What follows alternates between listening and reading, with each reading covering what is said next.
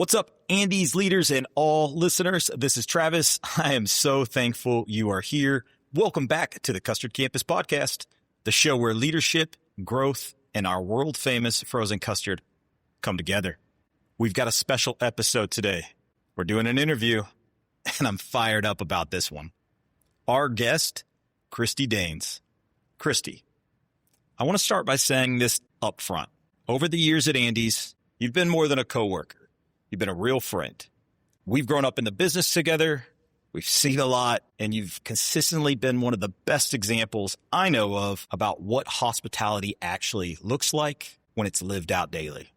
You've taught countless people cheat codes in culture, service, and business, not from a book, but from doing the work, leading people, and protecting standards with heart. You're a hospitality expert, and our listeners are about to get better because of you. But before we get into the heart of hospitality, I want our listeners to understand your path. Kristie, can you share a bit of your story about how your leadership has grown over the years at Andy's and what moments, mentors, or lessons have shaped you most? Travis, thank you. A little caught up there, but that was incredible. I feel the same way. We've been at this for several years, and it's just really special. This is such a special place, and I've met so many people that helped shape who I am. And so I'll start there. How about that? Nice. So my path started with Andy's when I was looking for a summer job. I was teaching school. I was looking for a summer job, and I had a friend in the business, and she loved going to work every day. She and I happened to be talking to one another, and she said, well, we're hiring right now. I think I had my resume in within like an hour, maybe. And I had an interview within a couple of days. And I just remember leaving that interview thinking, wow, I mean, should I be feeling this way? It's a job, right? But I felt the connection immediately. And I knew going in that I was really at a place in my life that I wanted this to be my last job.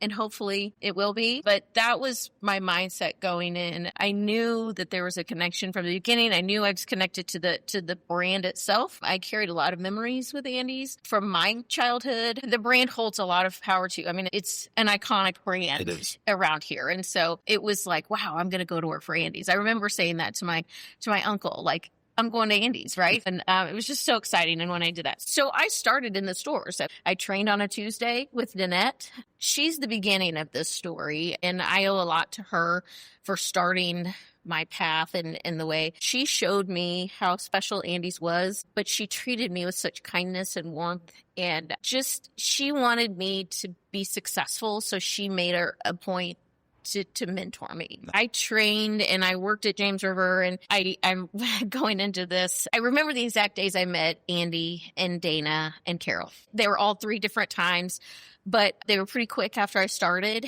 And Andy, I walked in on a Saturday to open, and there was this guy tinkering with the machines, and, he's got a white shirt on with the logo on it. And I looked at him and I thought, that must be Andy. And he walked right over to me and said, hi, how are you? And he was genuinely interested in who I was and how I was doing and where I was in my training.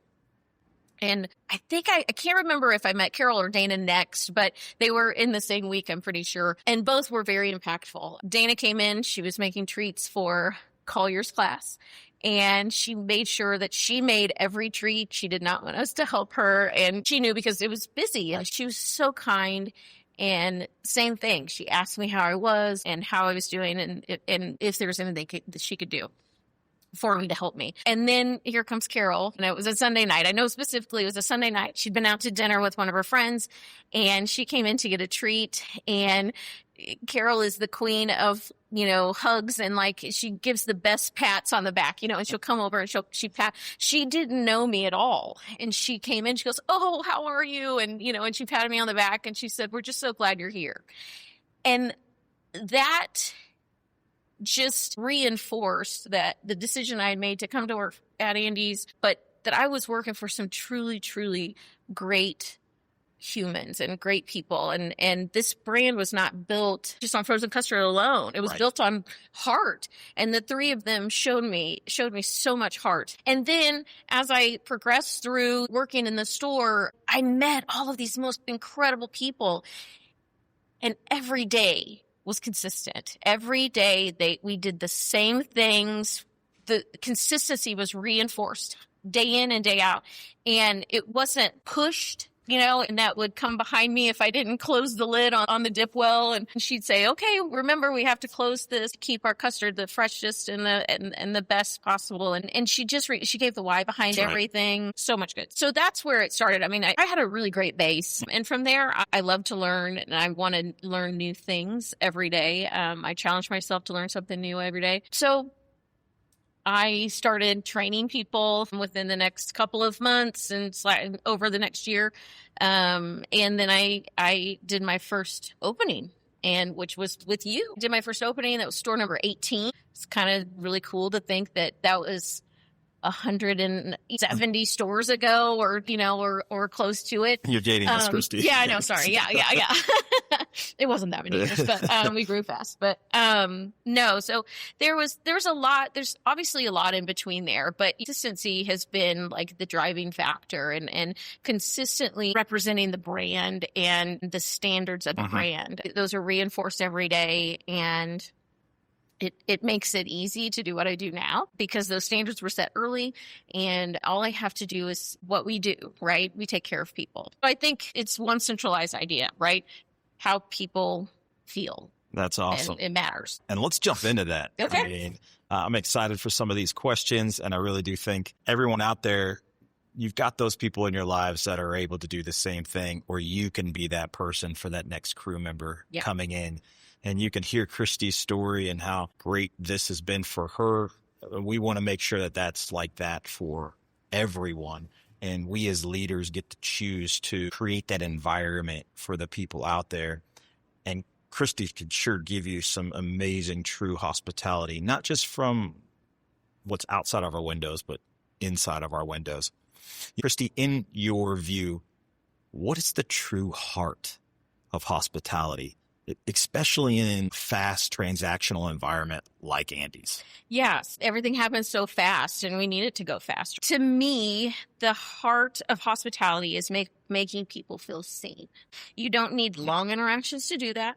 Even a quick moment, a genuine smile, a thank you, any of that. Those things can offer like a comfort and a connection, simply just being present. It's not about the length of the interaction. It's about the intention behind it. That's amazing. And with the volume of guests Andy serves a day, though, yeah. How do we help our teams stay warm and consistent and guest focused so that way our guests can be seen? It's all about our teams. Yeah, absolutely. And I think it comes directly from our culture. You can't write a script and hand it to someone and say, do this every day, right? Consistency has to come from a culture, not from a script. All those wow moments, just making someone feel welcome and appreciated. It's that support of your team members. It's making them feel confident. When they feel confident in what they're doing, they're going to be able to make our guests feel special and welcome and appreciated. All of those things are a part of how it all works together, right? That's right. Kristie, what does great leadership look like in hospitality-focused organizations, and how do you practice it? You're going to see a common theme today, obviously, but it's people first. My role or the way I view hospitality and leadership is that I'm serving others, right? I'm giving them all of the tools that they need to be successful. I'm supporting them. I got their back. We all make mistakes. None of us are free from mistakes, or every day isn't always the best day. But as long as someone knows that they're valued and they're supported, I feel like that part of it naturally creates those moments, right? My leadership style, servant leader, making everyone feel welcome, appreciated, and generally a part of the team. They're a part of the bigger picture. And then also sharing with them, what is the bigger picture? Knowing where we're headed, I think, is a big deal. I think that all encompasses, then they aren't robotic. They can have their own personality. They still meet the standards. They Right. still own the standards, but then they can bring their own personality to the job. I had a college professor that always said, you hire the personality, train the skill. In the moment, you don't really think about it. And then you start looking at your teams and, Right. you want kind people. You want people that really are outgoing, but they want to serve as well. Mhm. So, and then in turn, I serve them so that they can serve others. Yeah. That's been a big word in our relationship over the last 12, 15 years is leadership. What has been a non-negotiable for you? I think one of the worst things you can do is say, we've always done it this way.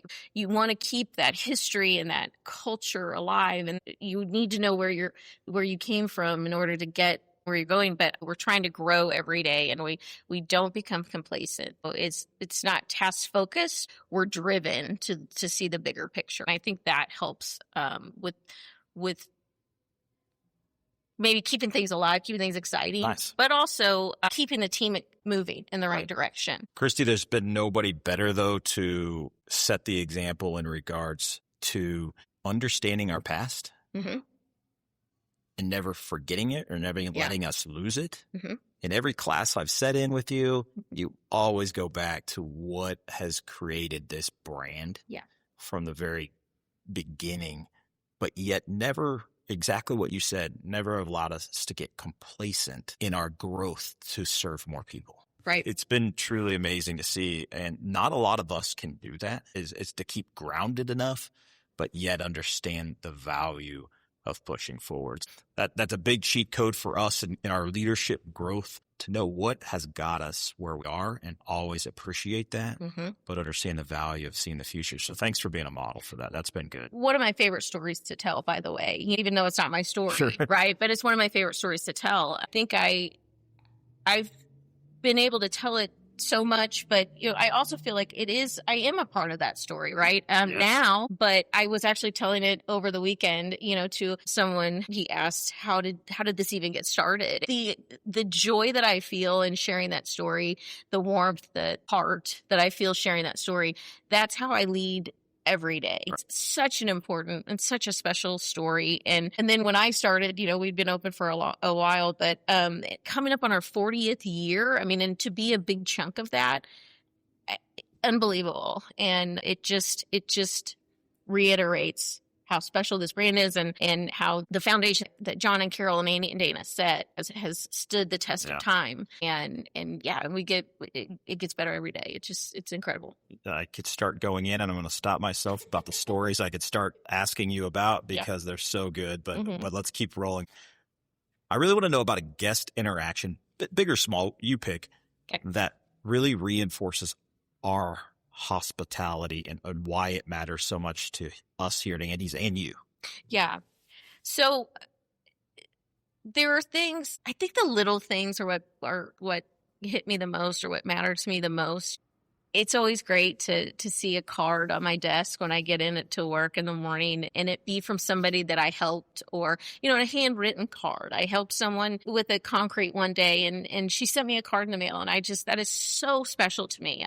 I got a Christmas card from a guest this year, and he calls to check in on me and on a normal basis, every couple of weeks. But those things and the relationships that I've built with our guests is invaluable to me. It's just so special. And then I remember my grandma, she came to James River one night when I was working, and she and I share a love for chocolate. And so she ordered a chocolate cone. So I got her enough chocolate. And I remember the moment I handed her that chocolate cone. And I use this as a basis of my training a lot of times too. And I say, it doesn't matter if you're 2 or 92. And she wasn't 92 at the time, but the smile on their face is the same. And the joy that people get when they receive that treat, they become a kid again. Say, he makes it fun to be a kid for a while, and they are. And I just remember the joy in her face. That's a really special moment. I'll never forget that. It just reiterates why I do what I do every day. Right. So that's special. Yeah. I mean, that really brought up a flood of emotions of my grandparents coming in and getting the turtle. And when I was running shop, I know this is Ooh. Yeah.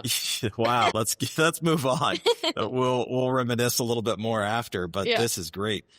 How do you empower frontline team members to make the right call for guests while upholding brand standards to hopefully create moments for them where Sure. they receive cards and praise at the window and really being able to feel that smile and that approach?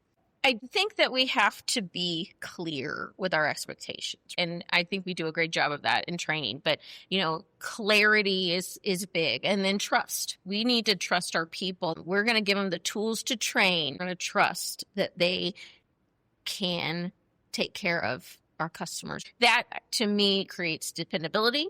We have those standards. But then within that, there's a little room for good judgment, make a good judgment call on how to take care of them.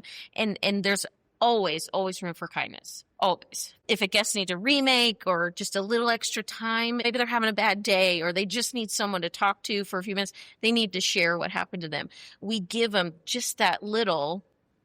And again, it doesn't take hours or it takes seconds. You're right. I feel like when people feel supported and trusted, then they make thoughtful decisions. That's what keeps that experience where our brand standards are met, but then we have these consistent and heartful connections. They can both live together. All right, Kristie, in your opinion, what does the future of hospitality look like?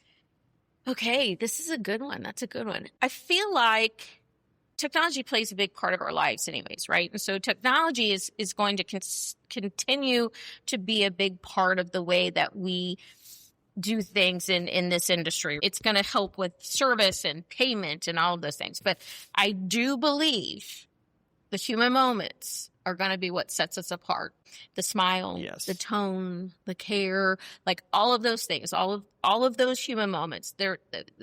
People are back, right? We're back, baby, right? We've made everything very convenient, but then along the way, a lot of places have lost that personal connection. So my prediction for the hospitality industry, but also my hope, is that we continue to grow that human connection. That I feel like that's what's going to set people apart. It already sets us apart. That's right. And I believe if we grow with that, that's going to keep us on top, keep us one of those places that people contact me all the time and say, your people are so great. I always get taken care of when I go there. Where do you find these people? Making it such a special place for people to create memories.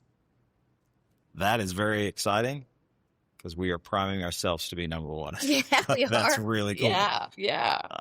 I'm jumping on board. Well, Kristie, before we end, I've got to know. Well, I already know. But I want everybody to know, what's your favorite treat? Oh, man. Okay, so I'm going to go back to chocolate, and it depends on the day. Like today, I'm probably going to have an up chocolate. I love it in its simplest, purest form. If I get a little crazy, I might get a chocolate cup and I'll add pecans. Yeah, if I would have got a store to the treat, that would have been it. Yeah, But, right. That's right. So good. Yeah. Right out of the machine. That's Right out of the so machine. good. Well, Kristie, thank you so much. Seriously, thank you for sharing your wisdom with our listeners today. If you do one thing today, do this. Take one of Kristie's ideas and run it on your very next shift. One rep, one moment, one guest at a time. Just like Kristie told you, you can create memories with them where they'll always want to come back and repeat those with you. All right, my goal is that you learned something today and that you can use it to get closer to making your dreams come true. I'm here to serve everyone, not to change anything, just support great leadership and decision-making, keep engaging, and share the content. That's it for today. If you need anything, email me at travis@edandies.com. Here we go. Leadership is portion control for chaos. The right amount, at the right time, every time. Go win the day.